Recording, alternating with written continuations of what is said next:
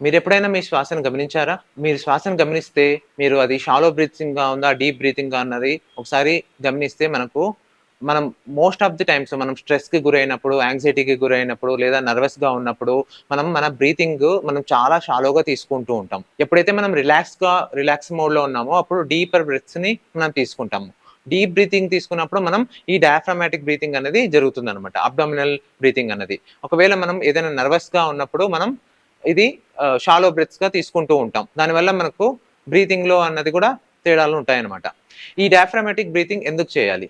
అంటే మనం ఈ డయాఫ్రామాటిక్ బ్రీతింగ్ చేయడం వల్ల మన పారాసింపాథిక్ నర్వస్ సిస్టమ్ యాక్టివేట్ అయ్యి మన నర్వస్ సిస్టమ్ కామ్ డౌన్ అవుతదనమాట. అలాగే ఈ డయాఫ్రామాటిక్ బ్రీతింగ్ వల్ల మన బ్లడ్ ప్రెషర్ మరియు హార్ట్ రేట్ కూడా స్టెబిలైజ్ చేయబడతాయి. ఈ డయాఫ్రామాటిక్ బ్రీతింగ్ వల్ల మనకు యాంక్సైటీ, డిప్రెషన్ వీటి నుంచి త్వరగా ఉపశమనం అనేది కలుగుతదనమాట. కొంతమందికి పానిక్ అటాక్ అనేది మనం చూస్తూనే ఉంటాం. ఆందోళనతో కంగారు పడుతుంటారు. వాళ్ళకు డయాఫ్రామాటిక్ బ్రీతింగ్ చేయడం వల్ల ఇమ్మీడియేట్ ఎఫెక్ట్ అనేది కలిగి వాళ్ళకు కొంచెం ఉపశమనం అన్నది కలుగుతదనమాట.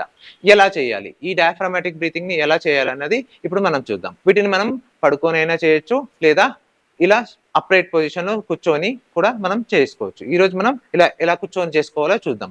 ఇలా మనం ఒక పద్మాసనం కానీ, సుఖాసనం కానీ లేదా ఏదైనా మెడిటేటివ్ ఆసన తీసుకొని దాంట్లో వెన్నెముకని నిటారుగా కూర్చోవాలి. ఇలా కూర్చున్న తర్వాత శ్వాసని ముక్కు ద్వారా తీసుకుంటూ ముక్కు ద్వారా వదలాలి. ఇలా ముక్కు ద్వారా తీసుకున్నప్పుడు మనం ఈ అబ్డామెన్ ముందుకొస్తుందా లేదా అన్నది గమనించుకోవాలి. ఇలా ముక్కు ద్వారా తీసుకున్నప్పుడు డీప్ బ్రీతింగ్ తీసుకున్నప్పుడు ఈ అబ్డామెన్ ఒక బెలూన్ లాగా ఊదిపోతుందన్నమాట. అలాగే మనం శ్వాసని వదిలినప్పుడు ఈ ఈ అబ్డామెన్ మన వెనుముక్కకు దగ్గరగా వెళ్తుంది. ఇలా మనం ఒక 10 నుంచి 12 సార్లు చేస్తే డీప్ బ్రెత్స్ తీసుకోవడం వల్ల మనకు నర్వస్ సిస్టమ్ చాలా కామ్ డౌన్ అవుతదన్నమాట.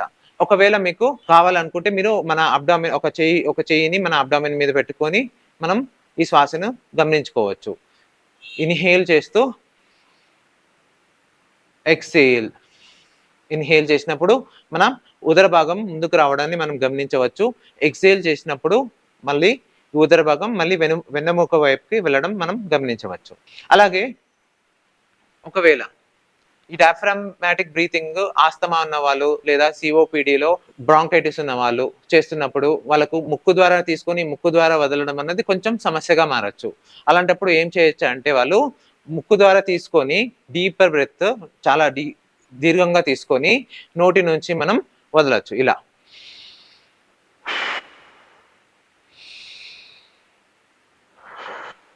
ఇలా చేస్తున్నప్పుడు మన ఉదర భాగం మాత్రమే కదలాలి. మన చెస్ట్ భాగం మాత్రం కదలకూడదు. ఛాతీ భాగాన్ని మనం కదలకుండా ఉంచాలి.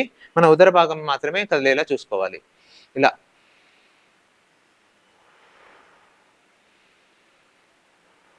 ఇది మనం ఆస్తమా లేదా బ్రాంకైటిస్ ఉన్న వాళ్ళు ఇలా మనం ఈ వేరియేషన్ చేసుకోవచ్చు.